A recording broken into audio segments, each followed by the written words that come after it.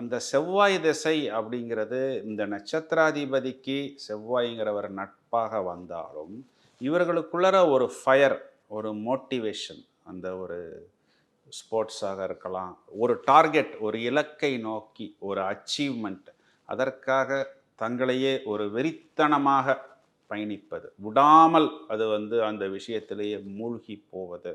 அதில் வெற்றியாளர் ஆக வேண்டும்னு சொல்லி, ஒரு அல்டிமேட்டா வரணும் அப்படிங்கிறதுக்காக, ரொம்பவும் போராடக்கூடிய நபர்களாக, ஒரு காம்படிஷன் ஸ்பிரிட்டு, இதுதான் எனக்கு இந்த இலக்கை நான் அடையணும் அப்படின்னு சொல்லி ரொம்பவும் ஹார்ட் ஒர்க் பண்ணக்கூடிய அமைப்பாக இந்த செவ்வாய் திசை இவர்களுக்கு வரும். இந்த செவ்வாய் திசையில நெறைய பேருக்கு ஒரு வீடு மாற்றம், இடம் மாற்றம், வீடு விற்க வேண்டிய ஒரு சூழ்நிலை, ஒரு சிலவங்களுக்கு இந்த செல்ல பிராணிகள் வளர்ப்பது, அந்த பிராணிகளை இழக்க வேண்டிய சூழ்நிலை எல்லாம் இந்த செவ்வாய் திசையில வரும். ஏதாவது ஒரு சின்ன விஷயத்தை இழக்க வேண்டிய அமைப்பு வரும்.